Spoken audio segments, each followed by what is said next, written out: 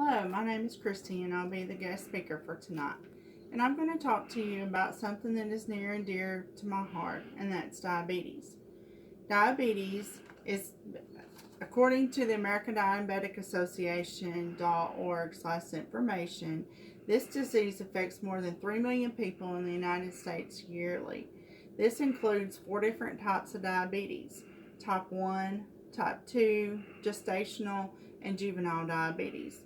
Juvenile diabetes, of course, affects anybody from birth to the age of 18, and then gestational during pregnancy. Those are 2 of the hardest to control and the worst cases that we hear about. Diabetes in the state of Tennessee, according to the Diabetic Association, there are more than 806,000 that are diagnosed yearly. That is an average of just the adults, 14.6%. So these numbers, statistics show, will be growing largely in the United States. So, how do I know if I have diabetes? What do I do? So, if you start to have subtle signs and symptoms, then it is very important to notify your family care practitioner as soon as possible. There are tests that they will do to help diagnose this. What are some signs and symptoms? Some signs and symptoms of a hypertype glycemic episode are increased thirst, frequent urination, blurred vision, confusion, pain and tingling in the feet, and then of course you may have some increased hunger. So what do? You notify your family care practitioner. They will do the test, which is more commonly known as an hemoglobin A1C. That will give them an average of about 3 months of your blood sugars, and then of course they do some glucose testing as well. Then of course they may or may not start you on medication according to what your results are. This diabetes affects most every organ of your body, so it's very important to get educated, know the signs and symptoms, and to notify your physician. Then, what do we do to help prevent diabetes? Maybe you don't have it that you know of. Well, one of the first things we can do is watch our diet. Diet is not just, as the ordinary person thinks, just watching, not eating a candy bar or a bag of chips.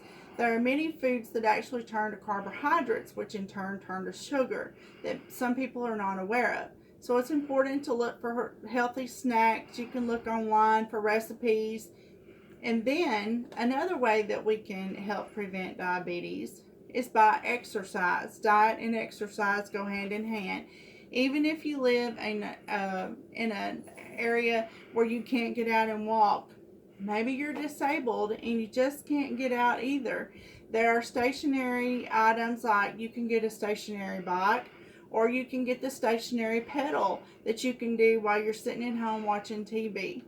Whatever means it is, even if you can just get out and walk your driveway, walk around the block, maybe you can't walk fast. Whatever you can do will always be more beneficial than sitting and living a sedentary life. That's very important. And as a healthcare professional, the reason for this speech today is to try to persuade you to take a look at your own life. As healthcare providers, it's very important that we educate our communities and our loved ones and our families as well, to help them to prevent getting this horrible disease that affects, again, as I stated before, by the American Diabetic Association, more than 3 million people in the United States. That can affect our communities. With that many people, we are all affected in some way, whether it be our family or somebody in our community. So again, as healthcare providers, we want to make sure that we educate. Stay heart healthy. Look for heart healthy and diabetic diets that will suit your lifestyle. Try to find an exercise program that will also suit your lifestyle. And most importantly, we want everyone, and we want to persuade every individual that hears this, to please make sure that you take an active role in living your own diabetic-free, heart-healthy life. Thank you.